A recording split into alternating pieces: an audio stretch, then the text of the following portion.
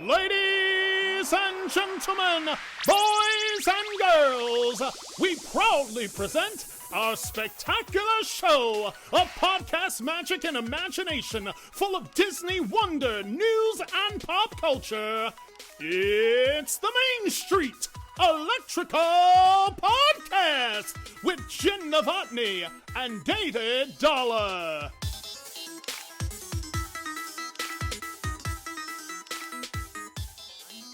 Hey, Jen. Hey, Dave. It's Main Street Electrical Podcast. Inadvertently, somehow, this month is like Disney World Celebration Month. And because the next several episodes today and the next 3 or 4 episodes are just all Disney World all the time. Is it inadvertent? No, not really. It wasn't really planned that way, but this is how it all turns out. So we got some fun stuff coming in the next several weeks. So we'll talk about that a little bit towards the end of the show. But first, Jen, how'd you Disney this week? Dave, I Disney this week by making more plans for the 50th. We adjusted some dining reservations. We adjusted some flights. So just more tweaking, little tweaking. Fun time. Not as much as our good friend Meredith, but no. Tweaking It's she's responsible for several of us and kind of where we're staying and things. And I've already decided I legitimately not doing Magical Express reservations until 3 days before the trip. Because who knows who she's going to call and be like, okay, I got an idea. If you go here and I do this, and so what do you think about this? And she's already called me twice on that. And Meredith, and we love Meredith. We do. She's her nickname for me my nickname for her is she's my +1. Long story there. But we love Meredith, but she has a reputation for when she does a Disney trip, she will change that trip and her accommodations probably no less than 4 or 5 times, which we have seen. And it's, but we see it in real time, and that's why I'm seeing it real time, and I'm involved in this because I'm also involved in like where she's staying and that kind of thing. So watching it unfold in real time with me involved is it's breathtaking. It is, because when she calls me, it's like, okay, so I have an idea. Let me run this by you. So what if we did this for one night here, okay? And then you did this over here, and then I did this over here, and we took everybody, and I called Alexa and Emily. We did, and I'm laughing, and I'm just like, Meredith, whatever you want to do, you just tell me where to go, and I'll go there. I don't care, just whatever. Is it going to save me money? Do that. And so it is breathtaking to watch this unfold in real time. So she is a hoot. So I Disneyed by watching my own dear wife make her Disney trip plans out of nowhere next week. Wow. Because like 2 weeks ago, she came to me and she said, so Happily Ever After is ending like for good, right? And I was like, as far as I know, it's gone. They may bring it back in a couple of years. I mean, unless it's like the Main Street Electrical Parade that has exactly. Like 9 when they need a fireworks extravaganza, but I'm like, yeah, it's gone. And so she gets on the phone with her mom and she comes up and she's like, so what do you think if me and my mom go to Disney World like next week? I'm like, sure, whatever you want to do. I mean, it's up to you. That's fine. And so, like, literally in 2 hours, they made all these plans about how they're going to go. And they worked out a way through another Wilderness Lodge because at first, I think they were at Pop Century. And I know you'd be proud of her. She's at Wilderness Lodge now. And for the whole trip. And we had two reservations that we were able to call. I was able to call for her and get combined together. And then, of course, she sits down on the couch and goes, okay, so it's in the 20. When do you get there? And I told her when I arrived for the 50th. And so you'll miss it, right? I was like, yeah. So do you want to go? Do you want to go? We could probably fly in. You could probably fly in maybe a night early and go see it. And so I'm like, this is, of course, I get to go on this fast trip. So I don't mind giving you an extra day on yours. And I just said simply, okay, so I'm not asking for this. If you're offering this, I'm going to take this. But I'm not looking at you in the eye, my dear lovely wife, and saying, please, this is what I want to do. If you're offering it, I will definitely agree to it and be fine with it. So now I'm coming down a day early. I'm coming on Tuesday to hopefully on Wednesday go over and see the Happily Ever After for the final time, which I believe that is the final night of Happily Ever After. I think it is. So it'll be me and 40,000 of my closest friends all gathered around Cinderella's castle, which will be awesome, which will be fantastic. I may just actually stay. I've seen it before. I may just stay on Main Street in the hub there, just not the hub, but the town square area, and watch it from afar because I've seen it before, but I do want to see it one more time. But we'll get to all that in a little while because we're going to talk about the 50 and the kind of some of the stuff that we have coming up, which is exciting. So let's get to a little Disney news. It's all the news that's fit to print with David Dollar and Jenn Dave. All right, so Jen, this is going to be fun because we've talked a little bit about Disney news over the last couple of weeks. Since the news has not all been great, we've talked about the Genie Plus, the good and the bad. We've talked about the passes, the good and the bad. And there's just been one thing after the other that's come out that we're just like, oh my gosh, this is happening, that's happening, and this doesn't work, and oh my gosh. And I hate I don't want to be a negative show, and we're trying to give the people the reality of what things look like. So I thought we would actually kind of jump on some fun stuff here because you're my fashion girl. You're the one that really knows whether this is good or not. The Creations Shop and Club Cooler opening on September 15th, and we have an exclusive look. Not we, but we have been given an exclusive look at the quote-unquote light line from the Epcot Light and Color Collection, exclusive to the Creation Shop. It's an assortment of futuristic gear inspired by the historic transformation of Epcot. And what they do on the 15th. You got the ears, you got the backpack, you got the mugs, you got the ornaments, you got the hats, and they've all got that familiar spaceship Earth like pattern to it. Your thoughts? What looks good? What looks good? What looks great? What's what did you seen? What do you think? I loved the whole line, quite frankly. I mean, I don't wear ball caps, but it was like a nice ball cap if you wear ball caps. The ears were amazing. The light up ears, adorable. I would wear those. I don't get big bow in the front. I don't care. I would wear those. Those look like really those are cool. Fantastic. They look like, and they like light up. Like hello. They're gonna be like $50, I'm sure, but still. I mean, whatever. And then like it looked like a little mini backpack, like not a mini, like not Minnie Mouse, but like a mini backpack. I adored it. Literally adored it. I think it's Loungefly. Yes to the whole line. Yes to all of it.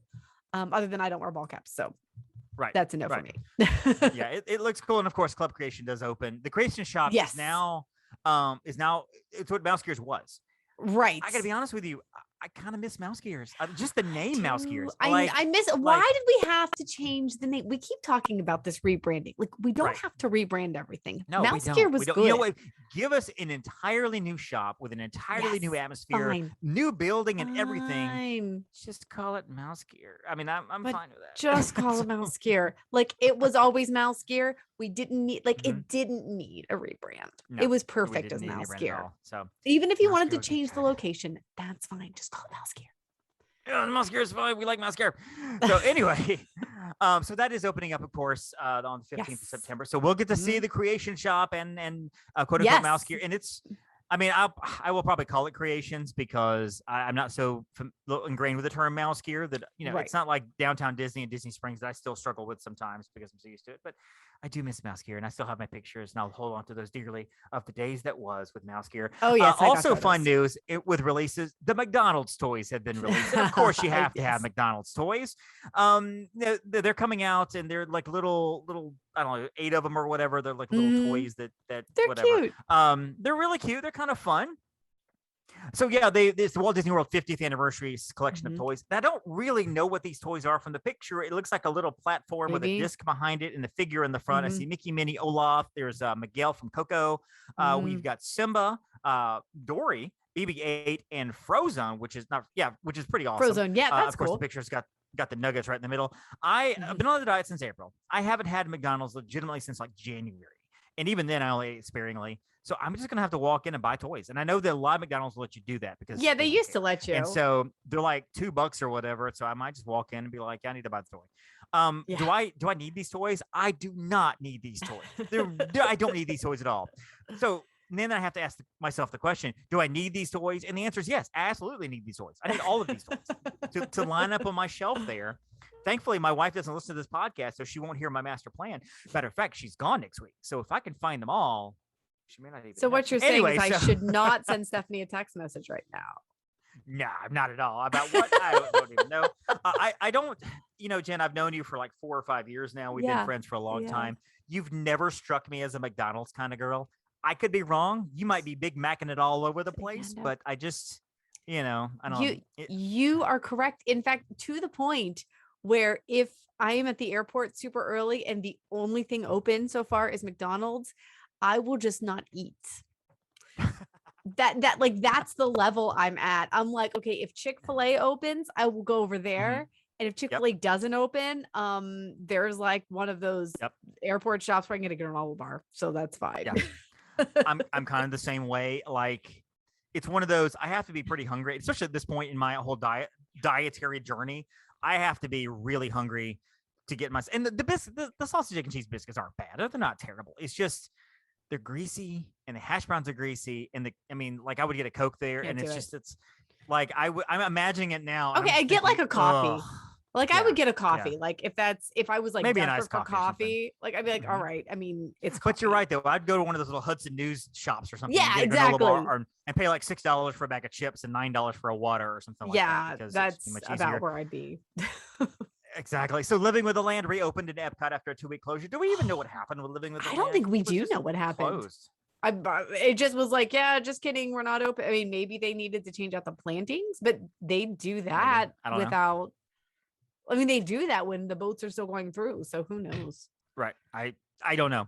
Halloween Horror Nights, of course, has also kicked off At Universal. starting. Yes. It's a completely sold out event this past Yep. Friday. There are tickets still available for every other night, all the way through October 31st. Just a little bit of overview of Halloween Horror Nights. It's like Mickey's Not So Scary party on steroids, except a lot scarier. Except it is scary. With Mickey's Not So Scary Halloween Party, I mean, it's for families, for kids, and Halloween Horror Night is not. I mean, it's for older kids and stuff, but they want to scare you. They literally want to scare you. They have 10 houses and 5 scare zones, and they have shows and stuff. The houses, the highlights of the houses are the Haunting of Hill House, Beetlejuice has a house, Texas Chainsaw Massacre. They have The Bride of Frankenstein gets a star turn over at Universal Monsters. They have the show there. They have a Halloween Horror Nights icon captured. There are concept houses called, these are fun. These sound really family friendly. The Wicked Growth, The Realm of the Pumpkin, Welcome to Scary Horror in the Heartland, Legendary Truth Puppet Theater, which to me sounds like the worst ever, and Revenge of the Tooth Fairy.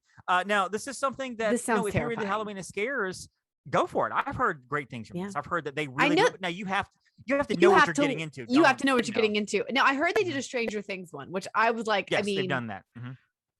I liked Stranger Things. I still wouldn't go. I don't like to be scared. I don't like to be Yeah, scared. I don't think they've done one Stranger Things house this year. I could be wrong, and I've never been to a Halloween Horror Nights. I'm not a haunted house kind of person. I don't like jump scares, and I don't want somebody jumping out at me. Well, you know, and stuff. Christine, But- she Of course. goes yearly. Interesting. Okay. I Yeah. have to have her on and have her tell us all about it. But no, and I don't mean to downplay the event at all. It's a well done event. I mean, it really is. I've heard wonderful things from people that love this kind of stuff. And if you love this it, then kind of it's stuff, great. Haunted House is Halloween. This is something you should go to. And you know what? Yeah. Guess who sells tickets? Dave and Jen. That's right. We can help you with Halloween Horror Or Nights. any of the Upon a Star agents. Any of the Pawn Star agents, info at uponstartravel.com. Now, let's also get to the final thing on our little news spiel here. Annual passes. They were released today for purchase. Now, we've heard a lot about annual passes and the good and the bad. Of course, we talked about those. Yeah. There's the Disney Pixie Dust Pass and the Pirate Pass and Sorcerer Pass and the Incredipass Pass. And 3 of those are for Florida residents. And 1 of those is for everybody else. And they actually released a new Park Pass calendar. Something with a little easier to work with. That way you can kind of see when your passes are blocked out and such. You can kind of select your pass there, and it tells you what your block dates are, which is kind of good from all that. And you bought passes this morning for some people, from clients. Jen, what was the experience like? Did it work? Well, it did. So I wasn't sure exactly, honestly, like which number was going to be the best one to call. So I kind of had 2 phone lines going. And right. So the first, in one hand, I had the Brady's cell phone with the annual pass holder, like normal line. And then the other one I had like our line that we used. I first got through, I was like going through all the prompts and everything, but then on the annual pass holder line, it did something weird. You know, the phone lines, it did something weird. So I had to hang up and redial. Call failed, called failed. Just like, it's like I was locked out after at 7:01 a.m. I got right through on our line, literally like directly through, got an amazing cast member, one of my favorites, and had the tickets purchased within 10, 15 minutes. Now, had I not had access to that line, I would have been screaming. But people were apparently, I saw like on boards, Facebook boards, people were purchasing like before 7 a.m. So I don't know what time they actually dropped. Right. But people were, I had a bunch of gift cards that I had to use. So I had to call them. So do we think that, and you may know this, you may not know this, I have no idea. Yeah. Do we think that annual passes are something that will sell out? Do you think there's a finite number of the annual passes they will sell? They did tease that sense. they might like limit or curb some of the purchasing at some point temporarily. I don't know if or when that's going to happen. And I don't know if it's all passes If it's just the Florida passes, is it just the Incredipass? Like, not sure. I will be able to tell you a little more in the middle of the month because I need to renew my passes, but I cannot do that till September 21st. So yeah. As with anything, and let me just tell you for the audience, for the guests that are listening, as with anything, if Disney releases something and you don't have a travel planner on your side, like one of us, and you want to do it on your own, it happens. It's fine. Sometimes maybe that's just one of those things you just need to knock out real quick. Always give yourself plenty of time on the phone, because I am hearing there have been long hold times, long wait times, and it's not even something failing with the system. It's just everybody's trying to call. Everybody's trying to call, kind of thing. Yeah. So, I haven't heard reports that they're going to sell out. Maybe try to call this afternoon or tomorrow or something. If you know you want one. If you know you want one, it's like when the dining plan comes out, when it's finally released, the phone lines will just blow up. Oh my gosh, they're going to blow up. Even though the dining plan is not something finite that they're selling. They have an unlimited number of dining plans they will sell you. So you can wait 3 days and call in and be like, oh, a 20-minute hold time. How about that? Versus, 5-hour hold time. 5 hours. Right. So, just, you can always consult one of us. Again, info@uponstartravel.com. We'll be happy to kind of help you out there. Commercial. So let's talk a little bit about Disney World. Now, as I said, the next 3 weeks, we got some great stuff coming up. We're going to be working with the Imagineers podcast, and they have joined our show for the next 3 episodes, and we're doing the top 50 things we love about Walt Disney World. And it's a series of episodes that are all over the map, because all 4 of us have different ways to approach that list, and the list was given as a whatever you think, whatever you want to do, however you want to define it, 50 things you love about Walt Disney World. And we've heard rides, we've heard feelings, we've heard memories and things like that. So that's all coming up. Today, though, I think it would be kind of fun to talk a little bit about Disney World. First of all, kind of a little bit of history there, kind of lead people up to the 50th anniversary. And then you and I can kind of chat back and forth about the things we're looking forward to. So, and Jen, just stop me here when you want to throw in anything. So I'll just kind of give the spiel. Walt Disney, of course, built Disneyland over in California. And one of the things he really was kind of upset about was the fact that he was looking out over the walls of Disneyland. And there were the gas stations, and there were the restaurants, and there was the hotels and the big signs. And he's like, I don't want this because it's ruining the magic. When you're on Dumbo and you look over and you see a big sign for Super 8, that kind of ruins it for you. Yeah. You're like, takes you out of the magic.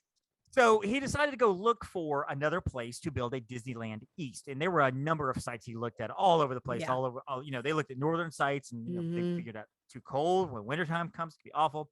And so they finally settled on a site in Central Florida. And back then it was swampland. It was just literally tons of swampland. It's hard to imagine now because you go through Orlando and the International Airport and I-4, and there's all the theme parks and the roller coasters and the buildings and the outlet malls and whatever. And Gatorland, of course, we love Gatorland. And back then it was all Gatorland. All of it was just Gatorland. But like actually gators. Exactly. Like in actual gators. swamps. Well, I've never been to Gatorland. I'm assuming there's real gators there. You could tell me, probably then.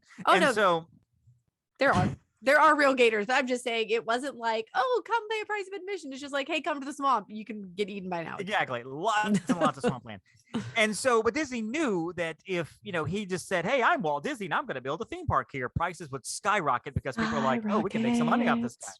So he set up all these dummy corporations, and you'll see a lot of them as you're walking down Main Street, USA, in Magic Kingdom. Look at the windows. The windows are, if you pay attention to the windows, and I love the windows. There's so much history on those windows. Yes. Like I-4 and Reedy Creek and Lake Buena Vista, and they're all companies he set up to buy these land. Because again, if you set up a dummy company, but then you went out and bought 45,000 square acres, flags are going to raise.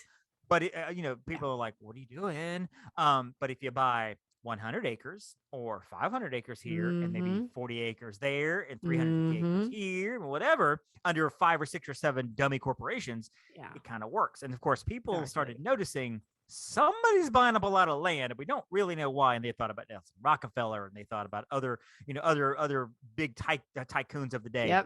And everybody was wondering what was going on. And Disney knew that if people found out it was him, because they were buying anywhere, like acres were like $10 an acre. I mean, it was so stupid cheap. It was stupid cheap. It was stupid cheap. So in a roundabout way, there was a reporter from the Orlando Sentinel that ended up cornering Walt Disney, asking him some questions, and asked him directly, "Are you the one buying the land?" And his answer was fairly evasive, but it wasn't a denial. And I don't remember exactly what he said. I don't remember what it was but either. I mean, it doesn't matter. But the next day, Orlando Sentinel posted, Disney buying land or whatever the headline was. And of course, that's when the prices shot through the roof. Everybody was like, yep. And I believe the stat is something like they paid more for the last 7 or 8% of the land than they did for the first 90 or 95% of the land. Because then what was selling for $10-15 an acre was now going for like $600 an acre. And you know, that first ridiculous. 90%, everybody who sold it was like, what? Absolutely. It's insane. And of course, now they had to build the park, and they were building Magic Kingdom Park. They were building Cinderella's castle, and they built Cinderella. Well, the first thing they had to do was clear the swampland. They had to clear the swamp. Yeah. So that's why Magic Kingdom's on the second floor, basically. Right. Exactly. And part of the reason. One of the great things about Walt is he knew that he couldn't do a lot of this himself because he didn't have the technological engineering know-how to drain land. So he brings in Joe Fowler, he brings in Card Walker, brings in your Roy Disney's there, other people to come in and build these things for him. So they clear all the swampland, and they were doing this in like a matter of 5 years. I mean, you build something like this now, it's going to take you 8 years to build. I mean, my goodness, it took 4 years to build Pandora, much less an entire theme park. Exactly. And that's why I think that when Disney finally, when I think they will eventually do a fifth gate, we're going to hear about it like 2024. Opening 2037, Disney. I mean, that's by then. Basically, Universal would have built 6 more and cycled through like 3 of them already. They will have replaced 3 of them just with new stuff. But so Disney, was building the land. He and all of the gang were building up the land. They built Cinderella's castle first. Was one of the first things they built in its entirety because they wanted everybody to kind of take a look at it, be able to see it as an inspiration. But it makes such cool pictures. Like if you've seen pictures, like it does. It's like this beautiful castle and exactly surrounded by swamp and dirt and everything else. And I mean, a lot of most of those waterways are man-made. I mean, like dug out man-made waterways, lakes, and everything. No, they all are. I mean, Bay Lake is well, I don't want to say every single one in the whole property, but like Bay Lake is man-made. Yep. All the waterways in the Magic Kingdom are man-made. It is I mean, when you step back and look at it, it is a technological marvel at how they built this park. It is just so incredible. And the little touches that Disney put in there, one of my favorite facts about Walt Disney World is how he built it as you're walking in kind of on an incline. Cinderella's castle is slightly higher than the level of ground as you're walking in because he knows first thing in the morning, you're energetic, you're happy, you don't mind walking uphill slowly. At the end of the day, when you're tired, you walk down the hill. So it's a little easier to walk out. And I love little stuff like that because he worked through all of that. And it's like the curtain cans. And also the, it's like the curtain going up on the show. Like you cannot see, I mean, unless you're in the monorail, you cannot see past the train station. Right. You walk up that incline and then you go through and it's like, there's the show. Yeah. Well, and it is really cool to walk. For folks who've never paid attention to this, I really want you to pay attention to this as you're walking in because the train station is like the curtain.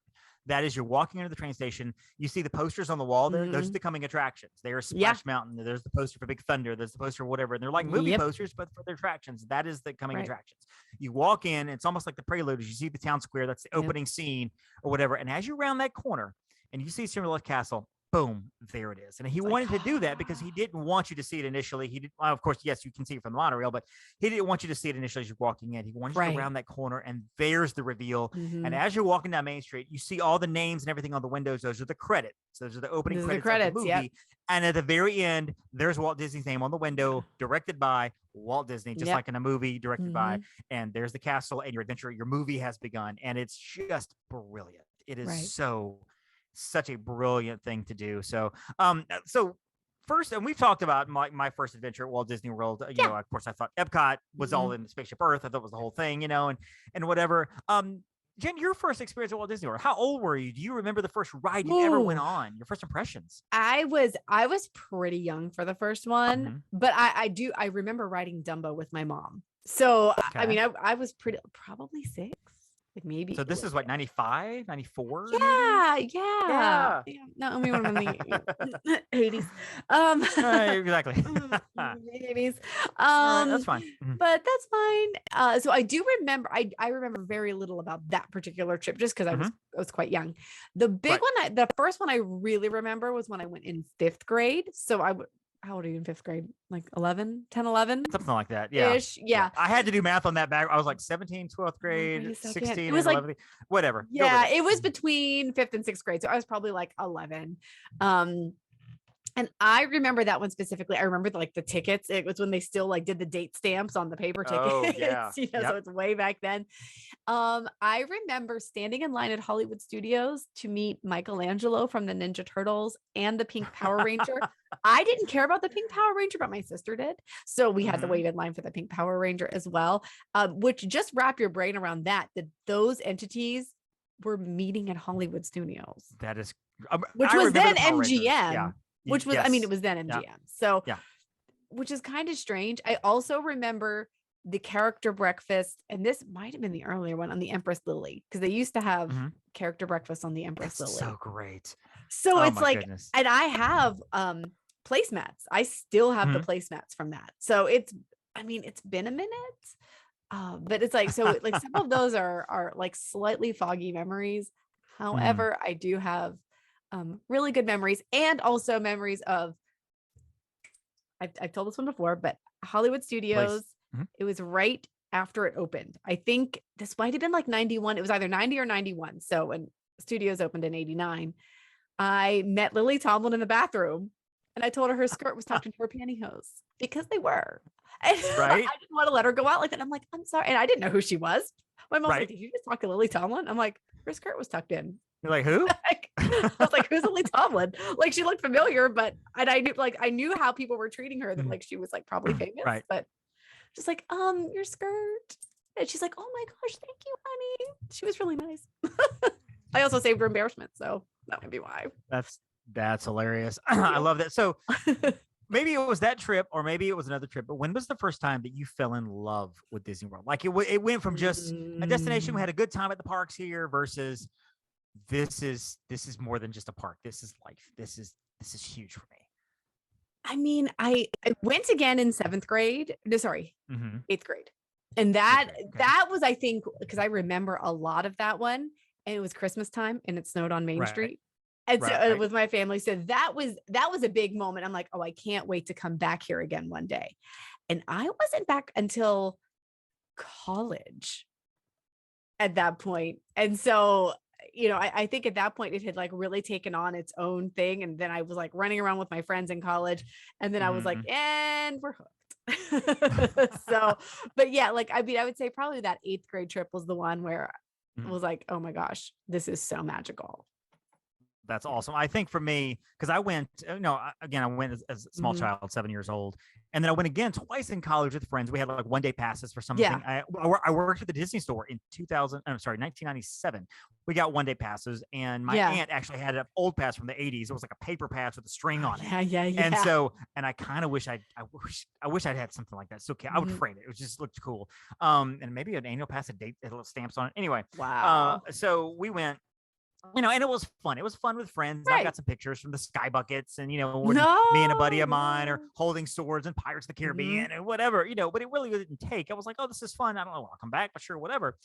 And so I think it was probably my honeymoon is when I got hooked in 2004, because I married into a family that is Disney crazy. My wife has always been a Disney fan, even as a small girl, and she went, it's a small child, much like our own kid. We took him at like 6 months old, so he's been going all of his life. He's been to Disneyland 3 times. As many times as I've been to Disneyland, he's been to Disneyland before he was like 5. And so, we've grown up with Disney, and our marriage is basically one of the things besides faith. Disney has kind of been one of the center of our marriages. And so I fell in love with it. I fell in love with it in 2004, and just how much I loved it. I loved how much she loved it. And from that kind of peeled off on me, got involved in Disney pens in 2004. My first pen was the Abominable Snowman holding the yellow snow, a little plate. That's my first Disney pen ever. I purchased it for like, back when pens were like $7.95. Oh, I remember that. Yeah, you will come back and it had they didn't even have colors, because now they're colors like silver and blue and taupe and whatever, because they can change the prices when they want to. The silvers were $11.95, but now they're $13.95. Back then, it actually had prices on it. So I remember buying it for like $7.95, and we'd look at a pen. I'm like, oh, this one's like $10.95, and it's like a double pen with a bubble on it. It's $11. Do we want to spend that? Okay, let's spend the $11 on it. Which a pen would be now. That pen would be like $21. It would be like 30. So. And now we've got like thousands and thousands, and I'm not even kidding, thousands of Disney pens. That was kind of when I first fell in love with Disney. And, I know you have been probably 40, 50 times at least, and I've been at least 20 or 30 times. Yeah. Especially since I became a travel agent in 2013, we go, there was one time in 2009, we went 5 times. 5 times, 3 times we're together. And then 2 other times she went with here and I went there. Yeah. So we'll talk about more Disney memories as the weeks progress in terms of things we love. But I want to talk about the 50th real quick, because we got the 50th coming up, and this is the last for the audience, we obviously have to pre-record some of our shows, and because we know the 50th week is going to be so busy, and because the Imagineers are busy and we're busy, we went ahead and we've been pre-recording some of the episodes that are coming up. So this is really, truly the last conversation, longer conversation you and I will be able to have on the podcast about the 50th leading into it before we get to the 50th. Exactly. So Jen, I want to ask you, what are you looking forward to? What is in top of your mind? 2 or 3 things that you're just like, be it tangible, be it intangible, or whatever. What's really like, I can't wait for. I mean, I have actually been looking forward to the 50th for a long time. I mean, literally for years. Brady and I talked, okay, well, we will be there for the 50th. We will be there for the 50th. Like, that was just like a hands down, it's happening. Non-negotiable. Exactly. Yeah, it was a non-negotiable. So I think I'm excited to be there for the anniversary, like just basically and this is intangible. I just want to be in the Magic Kingdom. Yes. I don't even know what all to expect. I'm sure somebody will talk. I'm sure there'll be cool merch. And yes, I'm excited. I will buy the merch. I mean, we've seen some of it, but just literally being there on the 50th is going to just be everything. And I hate that phrase, but like, I don't know what else to say. Just true. Like, I'm looking forward to, I've been looking forward to it. So yeah, I'm really excited. With you saying this is everything, I'll just throw in this, so much this. No, I agree. And we don't know actually the schedule of the day, but my guess is whatever time they opened the parks back in 1971 will be when they do their little speech 50th anniversary. Being in the parks, even not just the day, but the moment that the park turns 50, be it 9 a.m. or 10 a.m., like 50 years ago at this moment, this park opened for the first time. There is just something magical about that. And I've been talking to clients because obviously we've had to, as travel agents, one of the things we've had to combat is, why do you want to stay on property now? Because, fast passes are now going to be Genie Plus. We don't know when it's coming out. Dining Plan's not back yet. And we've got a 30-minute extra magic hours. And I'm not trying to talk anybody out of it, obviously. But one of the things we've been thinking about, and I've been kind of thinking about, is why do you want to stay on property? And truly, you want to stay on property because it is magical. There is just something about being there. And I'll talk about this in a couple of weeks.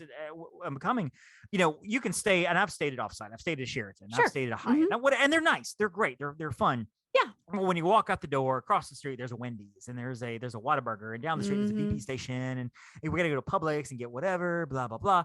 But when you get on that property, if you're in the Magical Express bus, or you're driving and you go under that big archway. Yep. And that purple sign hits you, and you see a purple sign that says Epcot with an arrow that way, and the Magic Kingdom, an arrow that way, Hollywood Studios, arrow that way, and the Pop Century Resorts, that way. You're just like, I'm here.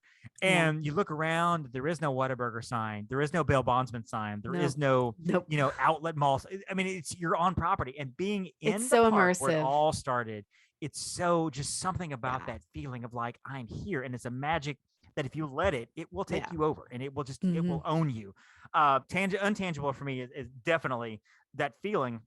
Also, being there with people that really get it. Like a bunch of our agents are coming down together. And I'm so excited for that. The agency, we're all good friends. We're all very, very good friends. And we all know each other. We've all talked. We've been talking about these things. I'm involved in like 15 sub chats with people.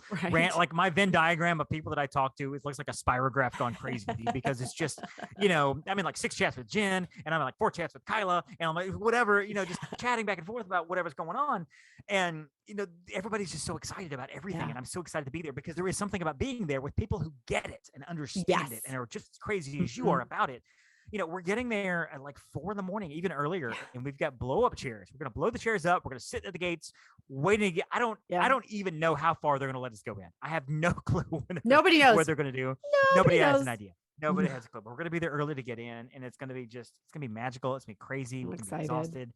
And I'm excited. One of the tangible things I'm excited about are those stupid gold statues. Yeah. They've been releasing and revealing those gold statues. There's like, now they've said 50. And I don't think they revealed 50 entire statues, but I think there's 50 characters. Like Groot. Wait, have they revealed all of them? I thought they revealed all of them. Well, they keep showing this castle map, and every time they reveal one, another spot on the map gets filled. They have those little spaces, and I need to go through and count. But some of them actually have 2 characters. Chip and Dale is a character. Gus and Jacques are a character. Yeah. And so I'm wondering if it's just 50 characters. But my goal now is to get a selfie with all of them. I don't think I'll be able to do it in the first. Probably not, actually. Probably not. Weekend, and it might lead into on into November when I go for Thanksgiving for the full week. They'll be there for a while. I think you're okay. To get a selfie with all the statues, because now it's a quest. Now it's like, I have an attainable goal and I'm going to do it. It's going to be awesome. And to get selfies with them and find characters and find, people that I know that love certain characters, come get a selfie with Chip and Dale, me and you and Chip and Dale, whatever, just to have those. I'm real excited about making that collection.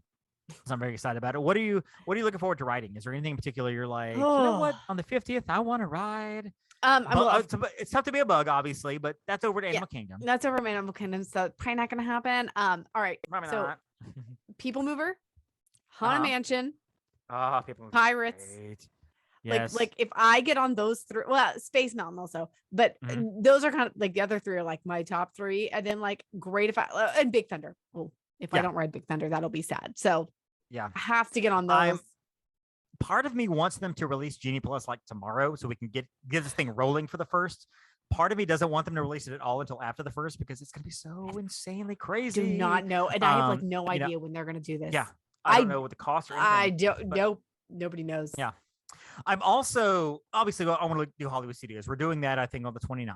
I'm sorry, the 30th, the day before. That's more of to me, the Hollywood Studios for this trip is kind of an ancillary park. We're going to go there, do some fun stuff, get some pictures, whatever. Content's going to be key. For you people who follow us on social media, we're going to be blowing out content like crazy for 4 or 5 straight oh my gosh, you're going to have to follow. You want magic on your social medias? It's coming, and it's coming at you hardcore. Hollywood Studios is ancillary. I'm looking forward to Hollywood Studios. Drinking some Blue Milk, going to be fun. But hitting Magic Kingdom on the 1st is going to be magical. On the 2nd, we're going to Epcot because people keep forgetting Epcot is also celebrating an anniversary. I believe their anniversary is the 39th anniversary on the 1st as well. They opened in 1982, so they were 1982. So their 40th is next year, which I'm really excited about too. And I will be there next year at the 40th. Exactly. We may have to plan a trip for that. That'll be fun. But no, going to Epcot, doing Remy, virtual queue. We're going to try to do virtual queue. We're going to do our best. And my theory, and you can tell me if I'm wrong here, Jen, because you're smarter than I am, and I'll admit that. Rise of the Resistance virtual queue is very hard to get into because every ride is like 20 minutes long. Yes. So there's a very small, it's finite, comparatively very small number of people that can let in per day. Right. Remy is a ride that takes 4 minutes. They're loading those mice up all day long. I'm wondering if the virtual queue is going to be easier. It's going to be easier to get to. I mean, my gut says that it probably will be, just like you said, because it can accommodate more per ride vehicle. Because Rise accommodates max of 8? Like 8, I think it's 8 per vehicle, and each one is a 20-minute experience. Right, and even before that, though, there's the transport, and there's other stuff which is also finite.